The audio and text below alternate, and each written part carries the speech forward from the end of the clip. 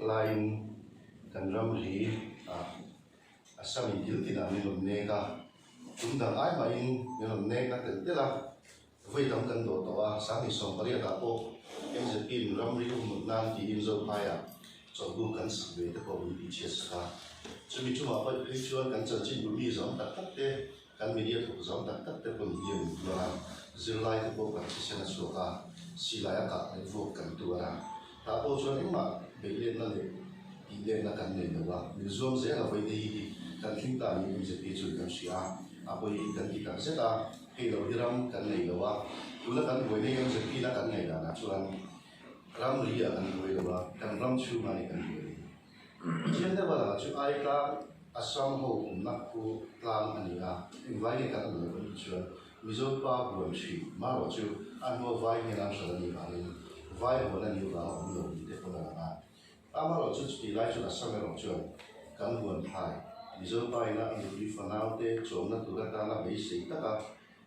rim ta ka than tu lu la alu pe to be sei na ne na alu na na zan ta til tu ani ka til tu on pal ho ho ra to ni chira acha le kan tha ma ha la tam ti le nai lo wa ni mi na on home minister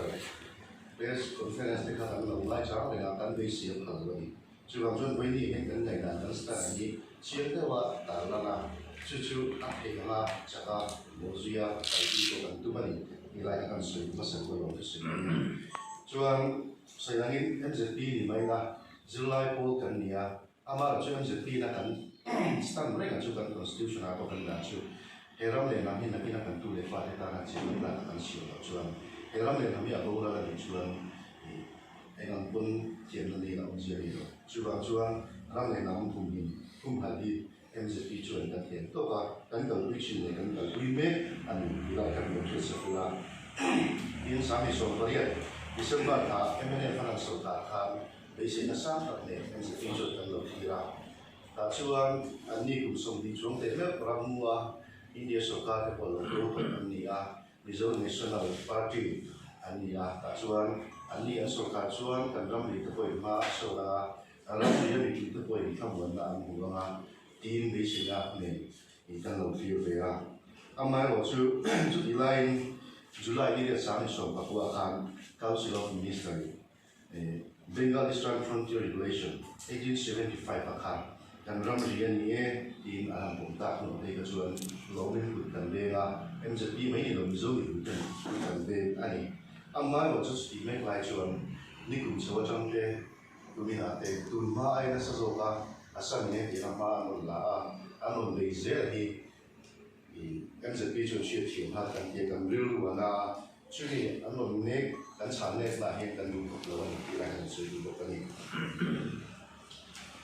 tin Mizoram le samang chuncha NGO su ha le na kan MZP chu Union Home Department Joint Secretary ne na memorandum kan lo ke ko ka chuan amaro chu kan ke tu ka ai ka ngama asam minister no chezia ta chuan in Mizom pa buan kon ti in Mizoram chu ma ne hun tu ma ke ma no ne ya MZP chuan rul na tha kan ti a chum ni kami chu cha ko yen kan vai so in ko bi da te an chu kal to a an chu ken fe to ka tin kan nuwa Mizoram Chief Secretary le asam CS bi tu ko ha kai ni chuan pia ko han man che to ka bi na ni me to kan duwa Assam Police te na Mizoram an chu sam ma hi chuan in level ma he bi na ni to la hi MZP du da ni ma ro chu in bi na an ni chu ta wa ama chu khai in bi na kharin Bengal Eastern Frontier Regulation 1875 ko sa chu ni lawin kan sia a ko i kan ko ma MZP chuan in kan CS te in bi tu ka thu khana sam na phai lo ma bua che ai ta ai na zo ke na che le ya Kol mangin mizo kun sa an ti chia alo dam tu mizo ten kan tu ara kan chia ke ni su ang ni kun kan tha ka ni chuan kan de ma kan thi na ni ma chu bang chuan mizo ram sarkar ko hian ram ri kum chu cha na ati tu ri ati to lo ni ni se pi chuan kan ngai ani ma ni ram hum him cha to lo ma ni chuan kan ngai ani tin Assam Sarkar ina ai tang lo in chom chu ni som tum sang ni som khan kan se reveal le DC providing program NGO free to the meeting cuma in ka chu point na atu tu ka se kan se reveal le kan se ya di to kan tham lo vai de di ko tham lo ma se tu thingin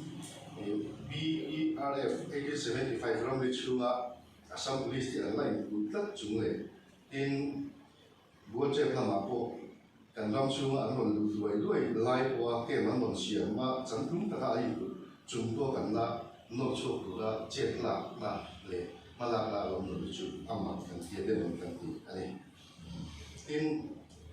garam ria hian Assam na lu lo wa koi da chu cha thu le na ne ya mizo mi te min tham wa to kan ngai kan chief minister le kan home minister le po hi an ngoi le ki lu ki am spiritual cha kan di wa kan home minister press conference chagalan da ni tharum ma kan ram lu tu te no chu tu na mi a ki poi kan dia to wa tha kan dia Assam sarkar in tharum ma kan ram ro sina pia ni kan chang zel dolan ni hi am spiritual kan so la in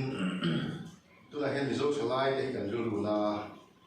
ram li hum phal go wa ning zilai all te le kan media mi te ko kan chen te ko chok to an kha chu wa ing ram le chu cha ai chuan i opposition lai chu ram kha ai hian vote zon na chu mang lo hian drama chang lo hian tu in phai fa pi ko je pi chu kan ni na e ti na opposition lai chu ram ma tu te hi an ko kan ni ko kai in tu la hen ram chu fe la thru kan sia ikut ke bohe dan thru ki an ko so to kan dia Bengali-Assam Frontier Relation 1875 dalam di kan hum dalam lawa Assam official ke pula ko kan so ri kan si lawa di chuan July ni dia sang so pa local council of minister ina an tu chuan ko lu do le lo se ni kan lu ko an hial to so kan be no na ni in tu la hian Assam police when could make the alam thiang berin Mizoram sarkar hian no chuak se la an no chuak am lawa mizo thalai te na kan lo che don ani ko in alam le na mu ma tu la pen chuak te hi Mizoram sarkar le police ni dam su se hi vai ne kan me na ani ka kha